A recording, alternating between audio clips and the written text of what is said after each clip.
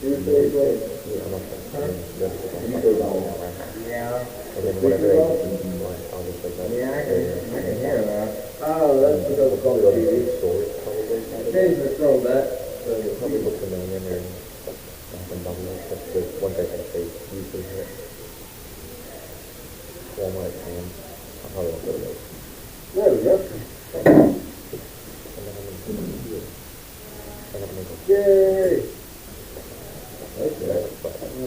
You all have to do is set up, and then that thing up there that's watching you constantly. Scary. You do that? I did do that. And also real cold in that table over there, so we're going to be a walking deck back there. Okay. Right. Does anyone need to add or any updates on the prayer list? Marlon, how's your dad doing? He's okay. He's still in AFib. They changed his medicine, and he said he's feeling a little bit better, but he's still planning on having an ablation in January. Okay. Well, that's progress. That's good. Here's the handy. Janet, I don't know if y'all heard the news. He's got to, he's in Texas right now. The leukemia came back. I kind of jinxed it. I said, we're going to have the transplant, looks all good, and then the next day, they were told it came back, so we got to go all the way to Texas. And we're at a Texas cancer center where they can do the trial drugs, get those drugs, and keep him and his family in their prayers. And any updates on Stephen Select? And Bessie? And Best Drugs?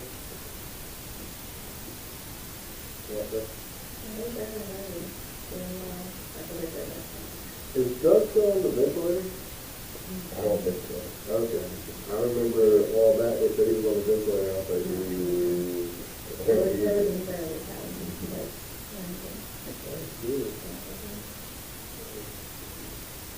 I think the study cells, they're all good now.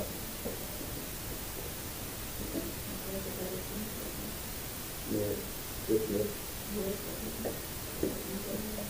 People up there gave it all of us. It wasn't me. I don't know if it was doing that. So, Heather Wallace. Any updates on that? She also has a grandparent. She works with me. Yeah. She's gonna take, the holidays are gonna be pretty rough for her because her family lives in Oklahoma. Ooh. And so she drove back and forth for a while, and she's not gonna be able to go for Thanksgiving because she's already gone back and forth so much. Mm-hmm. So her mom's flying in, so she's spending Thanksgiving with her, which would be good, but she's still having a little bit of a hard time. I understand that we lost great-grandparents earlier this year, and they always post everything, so this year we're trying to figure out who the post is, so I'm kind of sympathize with that.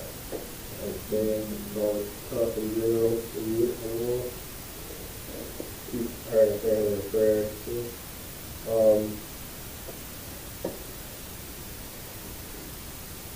Anyone need to add the study of one to you? We got a good bit of time. Does anyone have any fun things that happen in the weekend on the way? Just Tennessee again, getting slaughtered, and Ole Miss also getting slaughtered. Who won the USC UCLA game?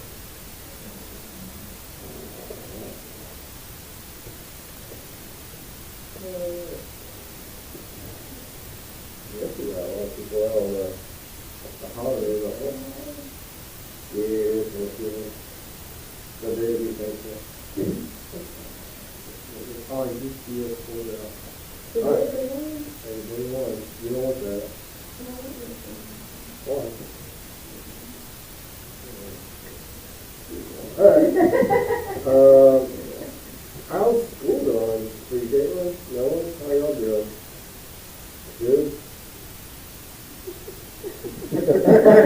calling you out specifically, how are you enjoying I saw all the Facebook posts about your new job.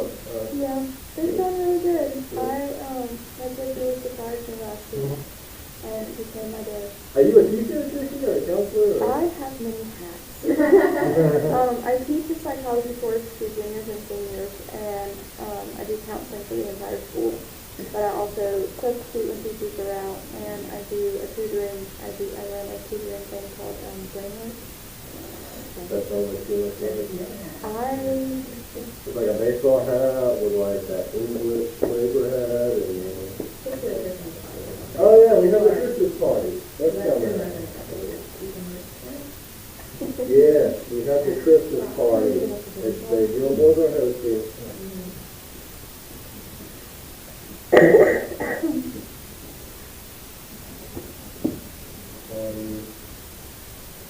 Is it a follow up in city manager? What was that? Or something? It marriage is inappropriate. No, it's good.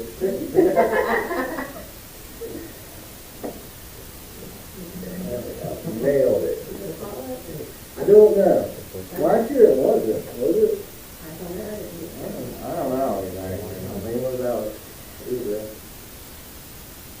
I don't think it's a problem, but if you're going to bring something, I'm going to say it's okay.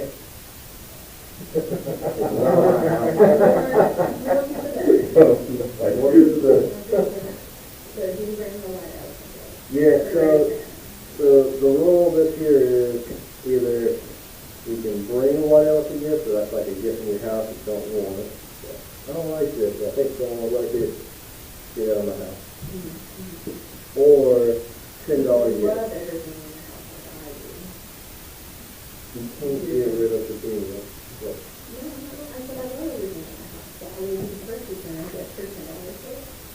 $10 will last us for women. We don't want someone to go out and be like, I got a $50 gift. Well, that's not fair. I'm going to feel it.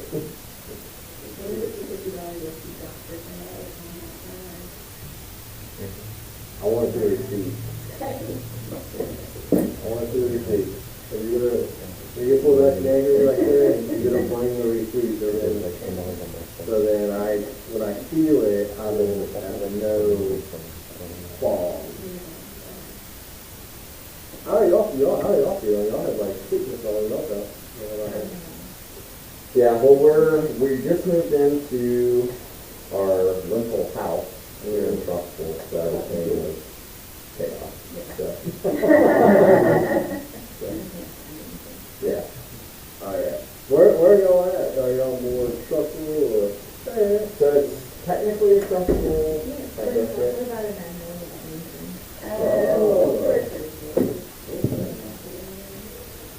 Everything's basically structural. That's all it is, that downtown stuff area. That sounds fun. Are y'all, I'm trying to think of what Africa. So this address is not right anymore? What address is that? It's on... That's at the apartment. Oh, no, yeah, that was the apartment. Oh, no, that's wrong now. But now I want to end your house. That's right, yeah, go there. Yeah. Gotta go there? Yeah. All right, let's go ahead, start with area of the class. Michael, do you have anything? Sure. Dear Heavenly Father, we thank you for this day, for all of the wonderful blessings. We thank you for this opportunity to get together to do this study. We appreciate all the lessons that we can get from the Book of Ruth. Please allow us to learn something this week and to try to apply it to our lives. Please be with all those that have been mentioned as being sick or shut in. Please allow us to be able to reach out to them and be able to be out blessings for them. Please be with all those that are traveling around the Thanksgiving holiday season. And we can pray. Amen. That's good. So, let's kind of do a quick review of what we looked at there. So Ruth, first question was, Ruth connecting the two scriptures in the Bible that connected? Judges and Samuel. First Samuel, but Samuel. That's why it's connecting because of King David. Hey! Glory! all the teenagers, in chapter 4. So what was the thought of why that, well, is there anybody on there on the prayer board? Amy? Amy. Her. Yeah, starting up the corrections on where they do it. I think you heard, do my using direct to see if it's uploaded, but last I heard, they were probably going to do it. 70? How many weeks is it? Four. Ooh, oh.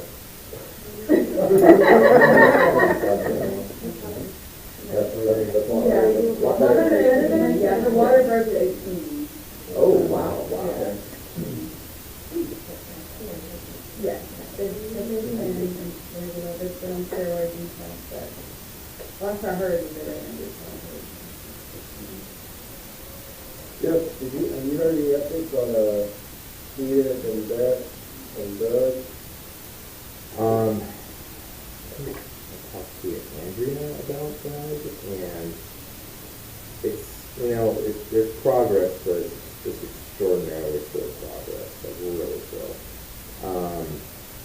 Now Betsy and your Colette, not really. I haven't heard too much of an update on that. I saw Bev a few weeks ago at work, and she said that her blood count was higher, and everything was like moving up. The y'all that came in, did some of things that he was translated. His leukemia came back. I was all happy last week, and I think I'm there Deerfoot. You don't know what leukemia is? A weird thing. L-E-U? Or the L-E-U? What is that? The blue part. Frank's like, I do numbers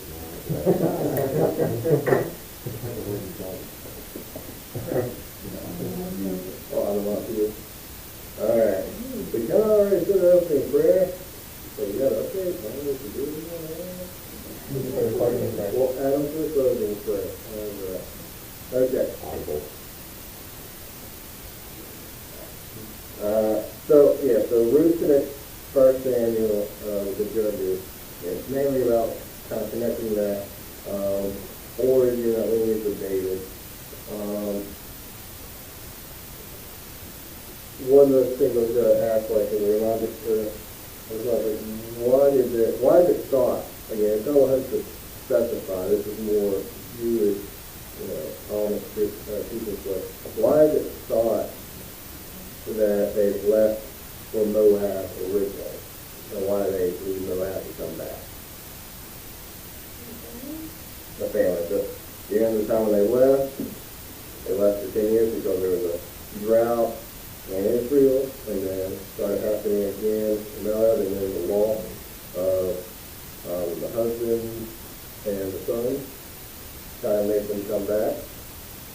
So where are we at right now? Like, what's taking place in chapter 3, before chapter 3, especially what we did last week in chapter 2? What are we feeling?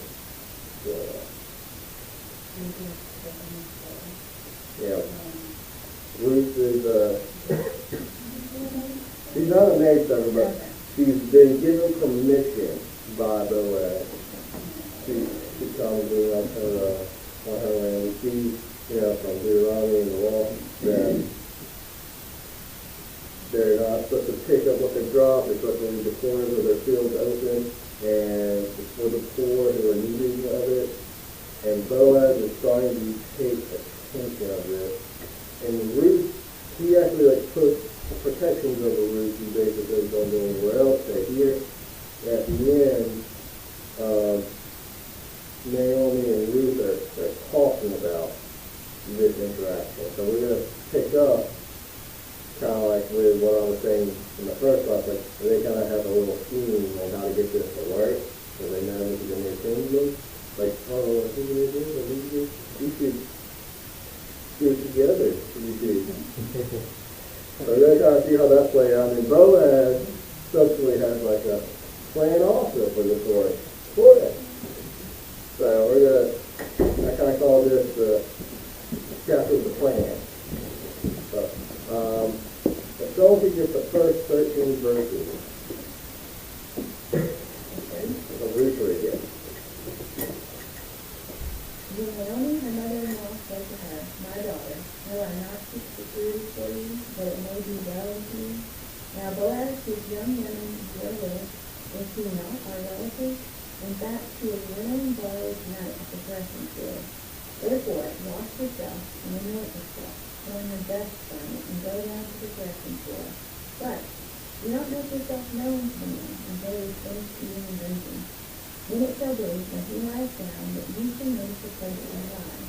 And you shall go in, uncover his feet, and lie down, and he will tell you what you should do. And she said to her, All that you say to me I will do. So she went down to the threshing floor, and did according to all that her mother-in-law instructed her. After Boaz had eaten and drunk, and his heart was cheerful, she went to lie down at the end of the heap of grain, and she came softly and covered his feet and lay down. Now it happened at midnight that the man started and turned himself, and there a woman was lying at his feet. And he said, Who are you? So she answered, I am Ruth, your maidservant. Take your maidservant under your wing, for you are close relatives.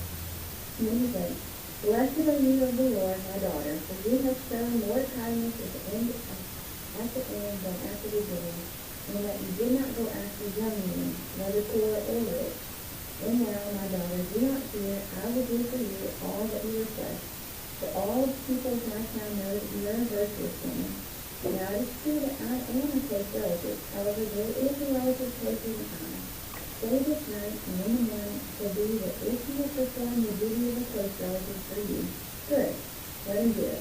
But if he does not want to perform the duty for you, then I will perform the duty for you as the Lord lives. Lie down and marry. So the plan is basically to kind of persuade Boaz. Several things that are going on. One of the things I like to point out before we look at all this is Naomi's commitment, to finding Ruth another husband. God not keep recipe. When we look at the translation, it's more so like a must see settle in your life. Naomi's seen Ruth give up everything. Her family, her old gods, her culture.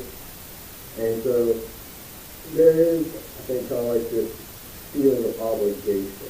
So again, one of the sad things that we look back in chapter 1 was Naomi looking at both her and Orpah at the time and saying, I can't offer you anything, I'm done. But here's this opportunity, they call it in chapter 2, and we're kind of planning it out in chapter 3 now, of getting her a new husband that is of her relative, to be in her household. Yeah.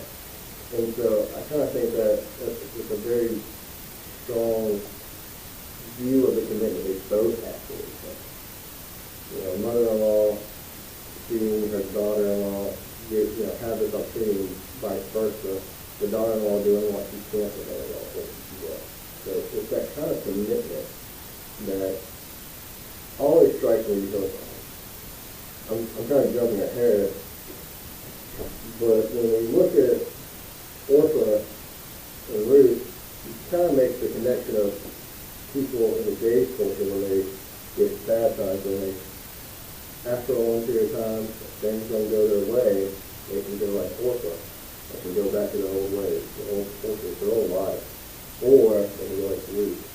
And understanding it's a short-term struggle, and as long as they're committed to the values that are in the Scripture, which is also taking into consideration the values of the family that you're in, that God will work His way behind the scenes so you don't see it. So I just think that it's something that's very important. Another thing too as we go on is that when we look at Isaiah 41, 14 to 15, we learn that the harvest season usually ends with a celebration including the equivalent of banquet. So we're now told just how Naomi is exactly what's going to happen, how they're planning, how they're looking at this isolated event. As we're seeing, she's telling her, basically wear your best perfume, wear your best gown. In today's world, I guess it'd be like a girl trying to impress a guy, she's dressing up, looking all pretty. Yeah. But, I don't know, I'm not girl, just look, pants and shirts, I think that's it. But I think it's kind of funny because we're looking at Ruth and Naomi doing the same thing as we would do today. So it takes away this disconnect of like, oh, they're so far, they're doing the same thing. They're not that different.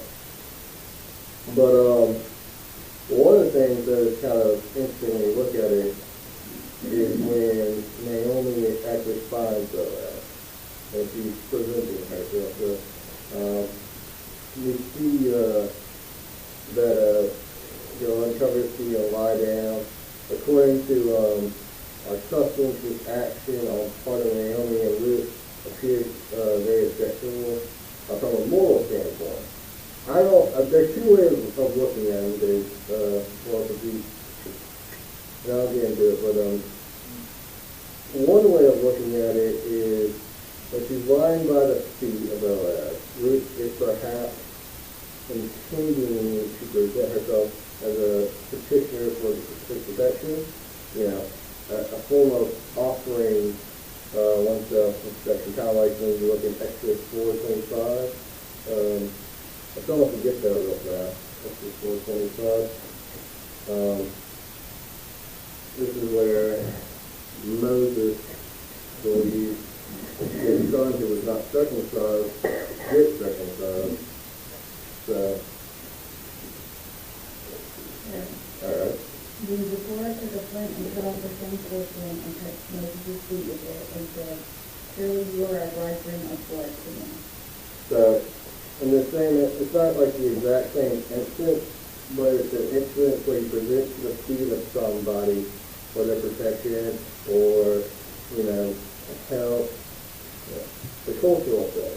And as we see done here, is her laying her body down. However, I kind of alluded to it in the first class. Some raunchy interpretations about this. Some believe, like James Moffat, that apparently this passage is her kind of presenting herself like in a sexual manner. Yeah. Apparently, some believe like when she's doing this, it's more so a euphemism of uncovering skin clothes. Now, so there's two ways. There's the way where she's just presenting herself, and then there's the other way where she's presenting herself. Present versus present.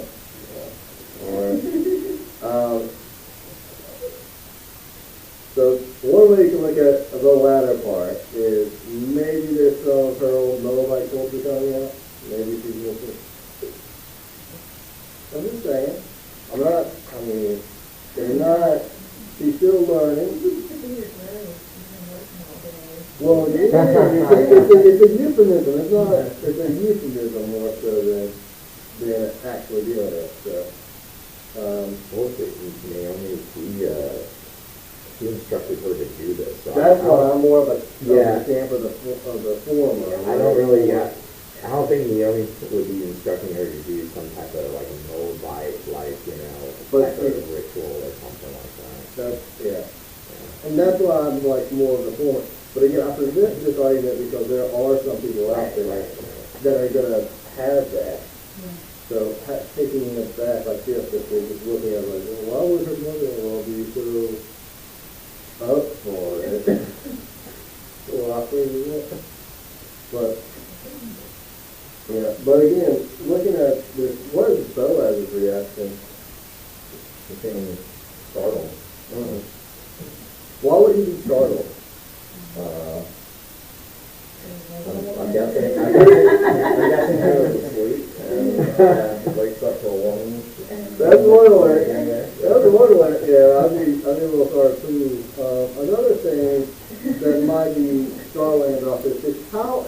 ago, and probably by now.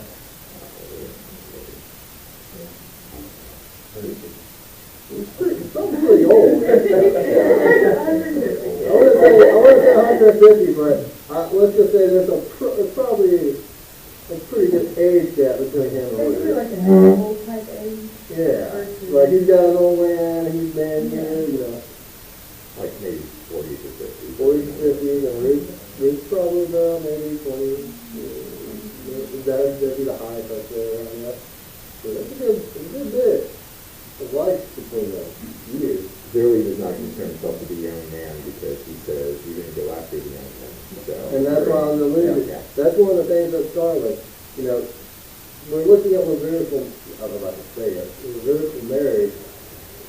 In the scriptures, it talks about it, and we kind of hit on it last week.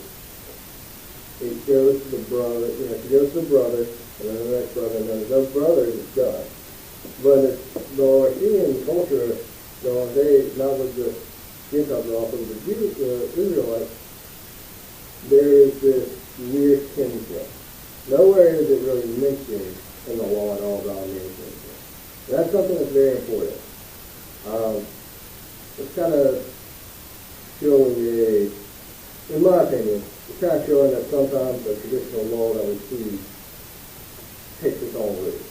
I think, however, in the old law, it doesn't mention the idea of property passing beyond just the immediate family, but the nearest kinsman. And that's, So I think that in relation to that, it would be you're getting the property plus the woman who comes that's with the it. next category, yeah. Yeah, I know I'm doing that, but Yeah. I think that's probably, that it may be based more on that aspect of the old law than the brother lineage, aspect of the law where the next brother has to step in for the brother's sake. And that's a good point, because again, whenever we look at this, we always try to look at it as like a marriage situation, not just a actual law being followed. I think from verse 11, where Boaz says, having a fear, that, you are a woman of excellence. But, Ruth probably wasn't doing anything too scandalous, in the old days. Yeah. Yep.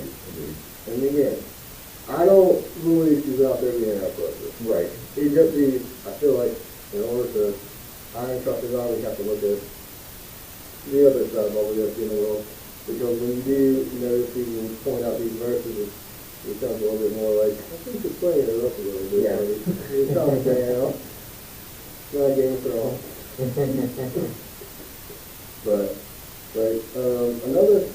Going back, so it's more so probably with the prophet as we'll see in chapter 4. But going back, again, the age difference, he could have married for love, someone around her age. He could have married for wealth. And instead she is following more for the family of the group. That's a very powerful thing. I don't think a lot of people today would do that. Even in the church, people marry love, so, love is love, whatever the Lord says. It's not like that, but you know what I'm saying. People look more for love. They don't look more for the values. They care more about moral values, physical values, and things like that. And I think in today's world, maybe our story, I would raise his brother. Yeah. Next, like weird, or his father, whatever. Like, Well, again, when we look it's at not one now. when we look at the wives and the girls and marriage was there, it's more for the keep the marriage thing. And Right. again, for the Israel, because Israel's purpose was for this in the past. And that's their culture back then, so that's Yeah. trying to stay within, But see, Ruth is technically not Israel.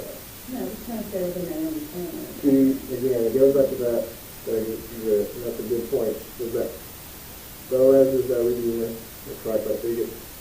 Ruth is the Gentile figure. Naomi taught Israel to the God. And so, Ruth is coming into the family. She is taking in everything. Instead of leaving like orphanages, she is fully committed, but she's following the Bible. That's very important. That's a good point to get out.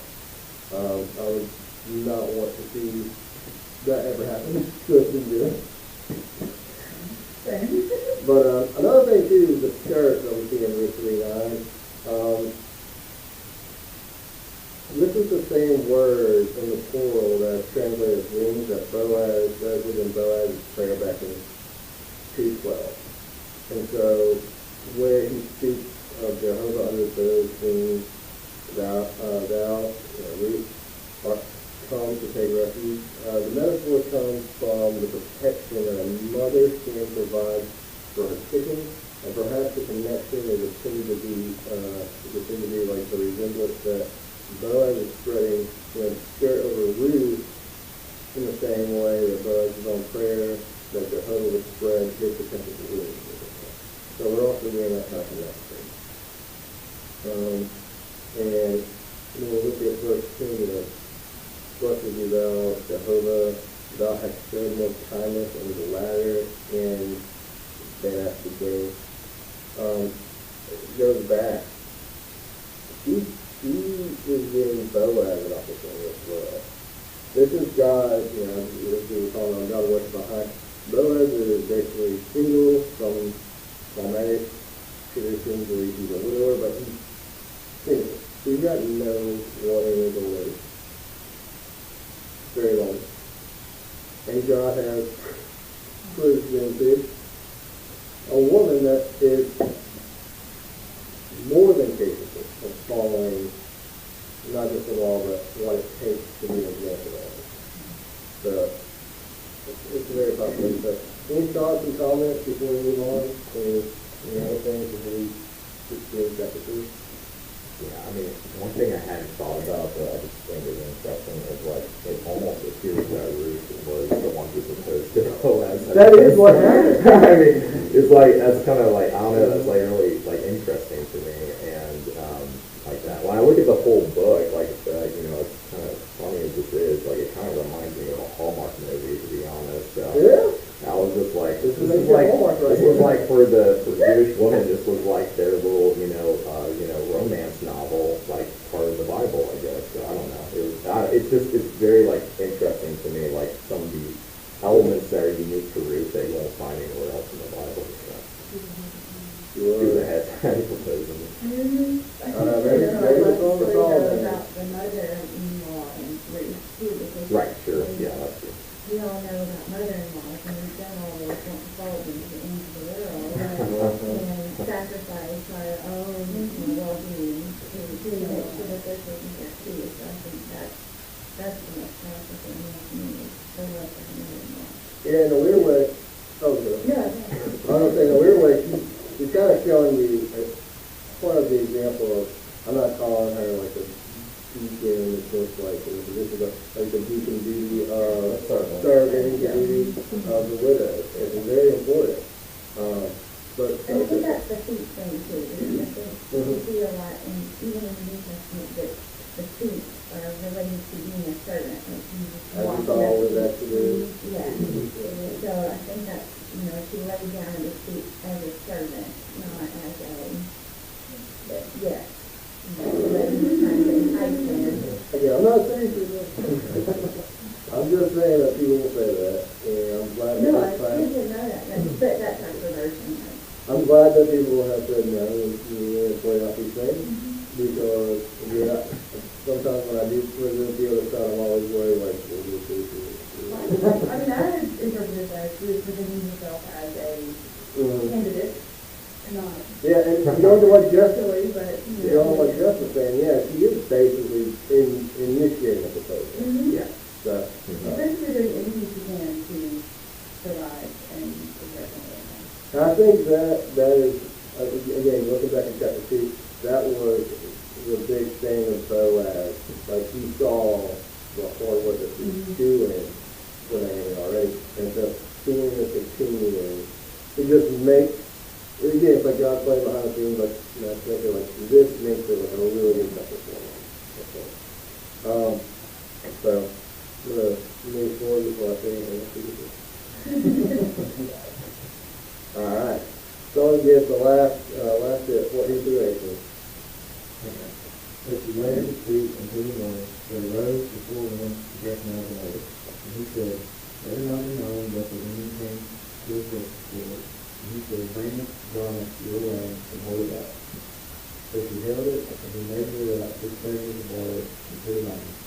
So he went into the city, and when she came to his mother-in-law, she said, how did you fare, my daughter? Then she told her all the men that had done for her, saying, these 6 measures of barley he gave to me, for he said to me, you must not go back into the measures to be mother-in-law.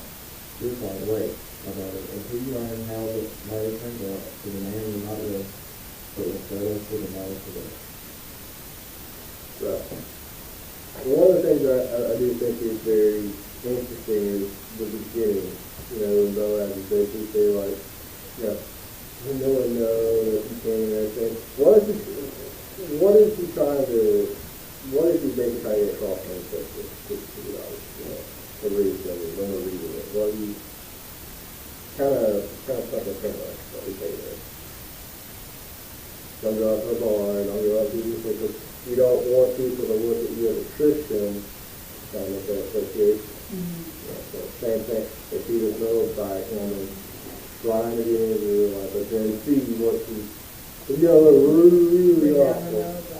Yeah, bring them to know. But yeah, it's basically what he's saying right there. When I look at that, the passage started basically. If you know it's wrong, you should try your best to not be around it. You don't want it to, you only want to insinuate. That's a very smart thing to do in today's world. Especially, there's something I was thinking about the other day. How many restaurants do we have that are like bars and everything, and you get sick under the third floor? Kind of weird, but I know they get hanging out thinking, but it's a little awkward, but that's, I'm not saying don't, if you get stuck in that situation, don't start yourself, but what I am saying is, there are people out there that say, oh, I don't do that stuff, but I'll hang around it. And so it's kind of, well, it's still different little thing, like, if you're around it, you're not doing it, but you're condoning it, so you're pushing it. So it's kind of like what's going on here. But he doesn't want everyone to look bad on Ruth, you know, he's already got that big nation. It's also kind of going to him too. He doesn't want people to think wrong with him as well, but he's also in there. But then when you go along with verse 15, you see that he gives them 6 measures of barley, and that's a lot, you know, about 50 or 75 pounds. A lot. He's already given her a lot before he got 6, like he was doing the first time they met, and he was like, no, give some more. Yeah. Good enough. It's good. I think it's got much worth it. Can't go back on that, but he's already provided, and then for this situation, he continues to provide for it. So he's also kind of showing right there, you know, kind of like a commitment to that continual commitment. I mean, I would love it if someone had that much commitment to give me all that for me.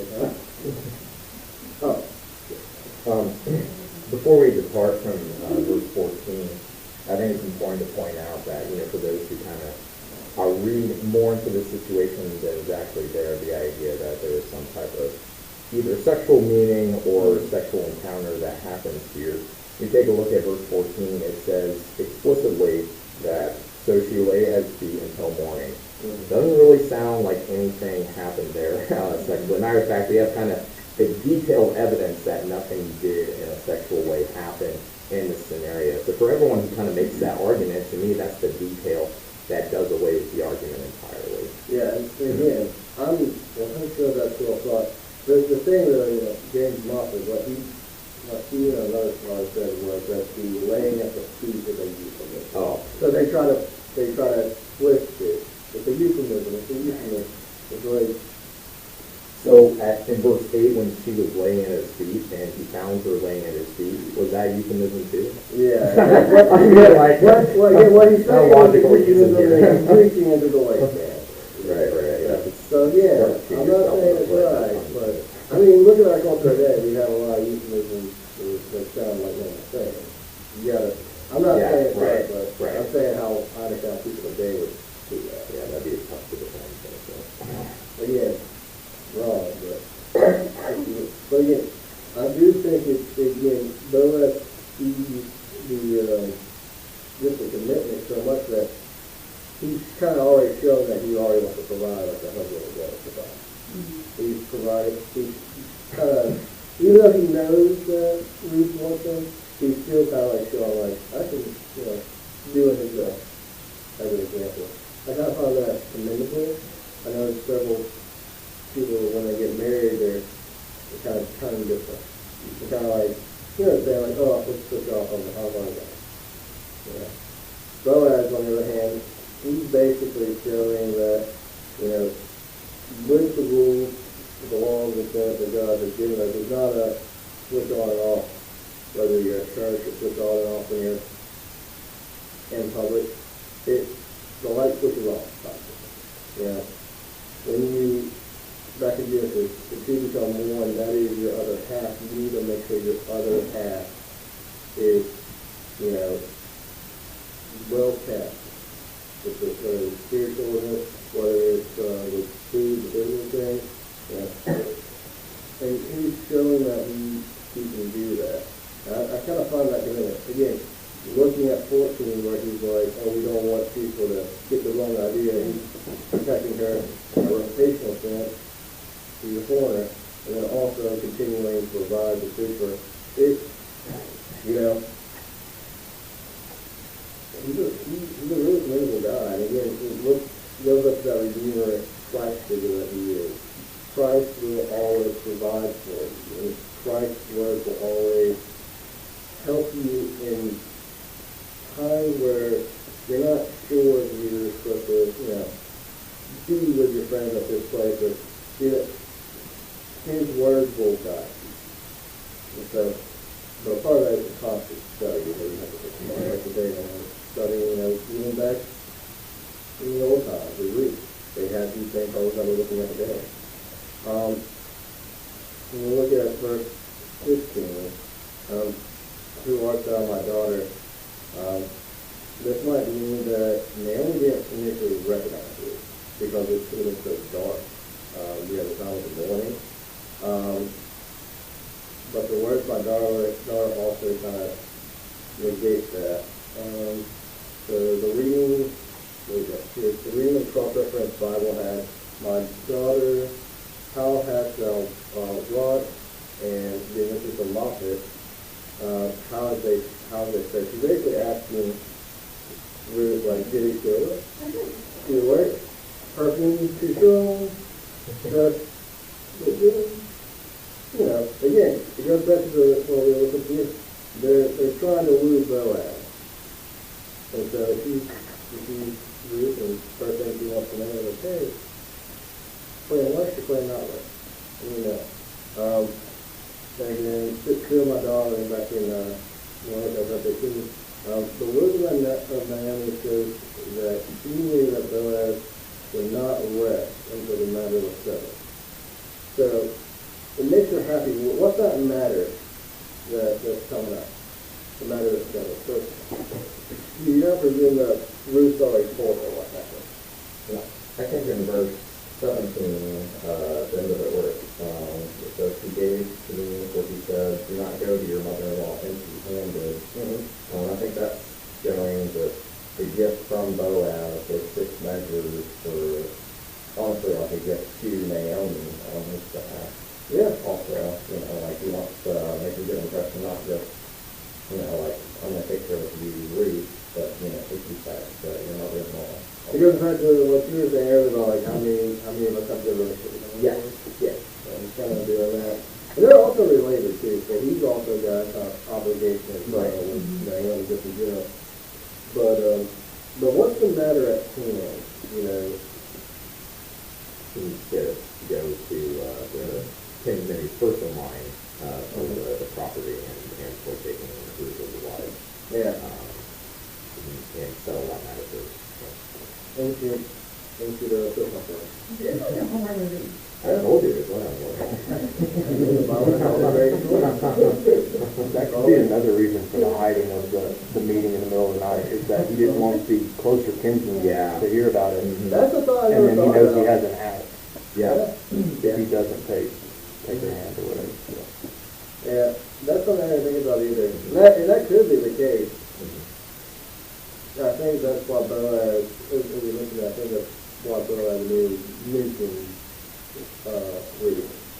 Kind of makes him feel more obligated to take her hand because he doesn't realize there's a... Well, he's going to have to take that. Right. Because he's in Ruth. So that's something I kind of think is very interesting too. They always look at these old societies, especially with how like a lot of scholars, modern scholars, they have looked at these old threads, like, you just didn't take out there, they don't take anything. But like, we're seeing here in the culture of Israel, like, no, the land doesn't go to the next male, it goes to the wife. So there is some actual, like, altruistic action on the rule. You know what I'm saying? We didn't just go to the next male, went to the wife who then you had to marry, kind of like a protection thing, you know what I'm saying? Yeah, in the Old Testament, there was an instance in which there were daughters of a certain man, and they did not, they were brought to marriage before Moses and said, listen, they don't want to have, our family, but, this is our land, and we would like to keep it. And so Moses divided the land amongst them, or delegated the land to them, even though there wasn't next male, instead of actually passing it down to the next male line. So that was an interesting instance from the Old Testament stuff. Yeah, I think, and that kind of shows this what I would say like formalism and things about, just not the Bible, but a lot of like the Judeo-Christian thought that they were looked at more as objects than that. They were looked at unnecessary way because they are an image of God. The person of land I think it's a very, I don't want to say this word, was a progressive view back in that day. So, but I think the best line is, the best verse is like 18. Sit still, my daughter, until you know how the matter will be turned out. Man will not rest until he has fulfilled the matter. So you kind of get this picture that Ruth is like a giddy little girl. You just got done coming back from a really cool dance, and the boy likes her and everything, and I'm going to call and run to the settle it down. Just gotta, I guess I'm about to read it, it's like a Hallmark movie.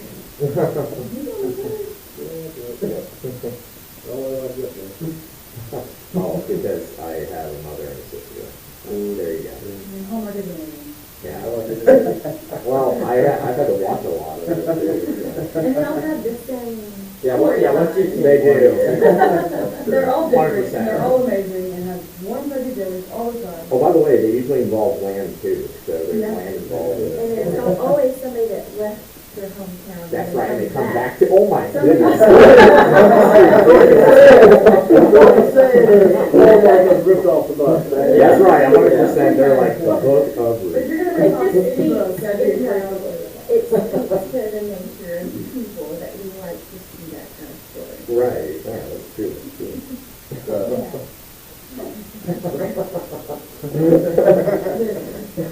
I didn't know that. I don't watch all that.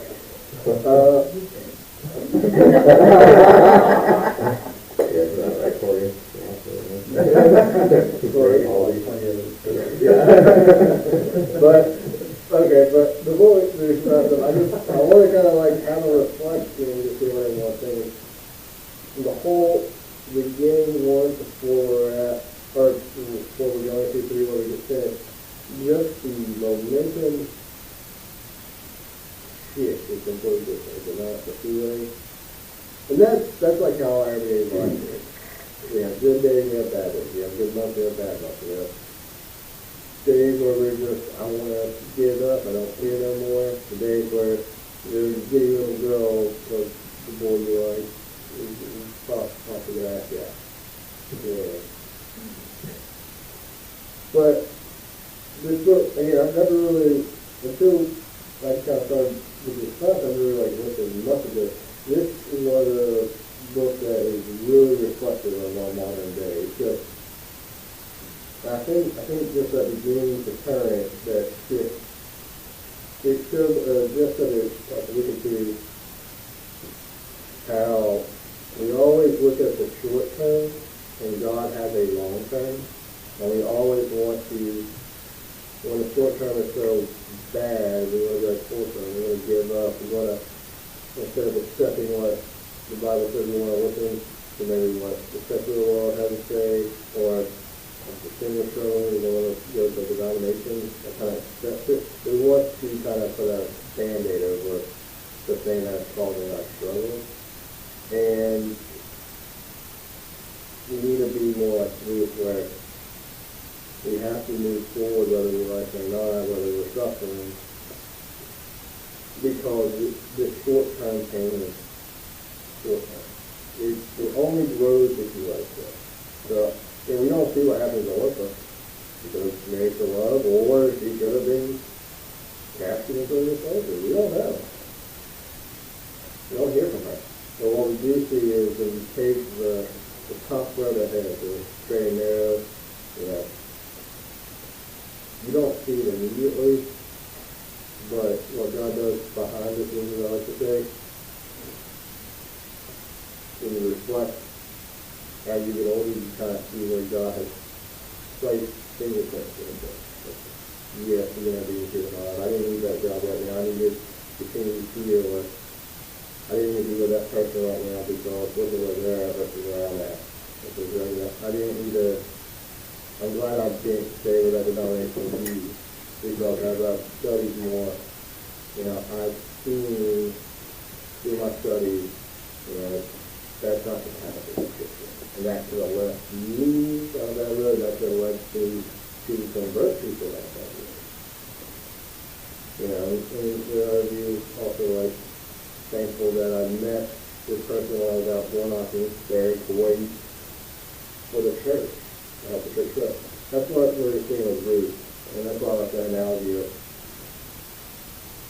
Boaz as the Christ reunion figure, and Ruth as the Gentile, because we're all in this family now. There's no real distinction on this. We all have to work off artists, and we can take the easy way out every single day when we don't want to, but it's kind of easy to do that. One last thought, kind of on everything that's transpired in Ruth up to this point, is I think we see more information about what Boaz thinks of Ruth and what Ruth thinks of Boaz. Nevertheless, I think it's pretty clear that it's a mutual thing. It's true like that back then, especially, we look back at the beginning of the book, we can see that, Naomi was concerned for her daughters-in-law's future, like for their security. I mean, she was saying, like, I'm not going to be able to provide you sons, like, where are you going to get your security from? And she's obviously concerned about Ruth's security in this situation as well, like whether she will have a future and have someone to provide for her. I think that's all true. I think also very clearly that there is a mutual respect and a mutual admiration between both Boaz and Ruth for each other. So, it's not like this, I have to do this because I will be like, I will be like poor if I don't, I think obviously security was a huge consideration, but I think also that she, in the same way that he clearly admires her, I think we see some information that indicates she also admired him as well and respected him. So. Yeah, and also, this is something that I've said before, they're getting to know each other, so sometimes, like, you may for that love instantly is more to lust, with affection, but like you were saying in this situation with Boaz and Ruth, they've gotten to know each other and they've fallen for each other. Romantic, it's becoming romantic. It was Ruth following Naomi's advice, but it goes back kind of like listen it's not this particularly, but like in the New Testament, I think Titus is one of those main scriptures that talk about, bringing up the youth correctly. And we're seeing Naomi in a sense right here, she's kind of bringing up Ruth, she's the previous times with her son was like, and now he's kind of brought this culture in and bring them up right. So seeing Ruth kind of understanding what the rules and laws are, understanding, and through that, she's not going to be tempted as much to just throw a little way. She had a good upbringing, is what I'm trying to say recently. With a good upbringing, you kind of just set those out, like the bad mannerisms of the world.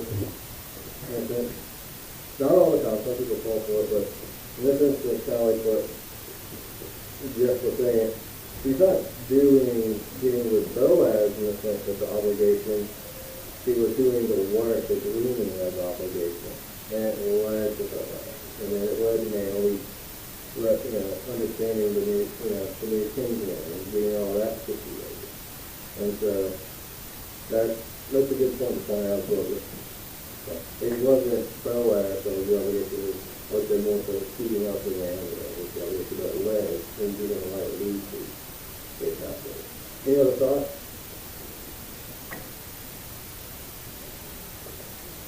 Everybody excited about that point, please? I wonder what will happen in a straight Hallmark.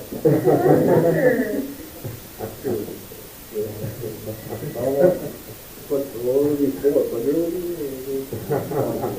Alright. Oh, by the way, are we? Saga. I didn't know there were 13 chapters in Ruth. I just want to point No, we're going to start before. No, you see on the screen it says chapter 13. Sorry.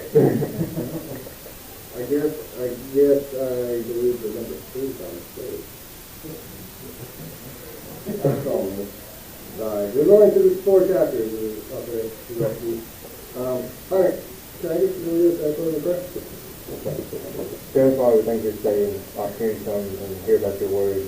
Hope that we can take this word into our lives and use it to better serve you and better bring souls to your kingdom. Be with us as we go into worship and let us open our hearts to you and sing out to you. Thank you, Lord, in Christ. Amen. Amen.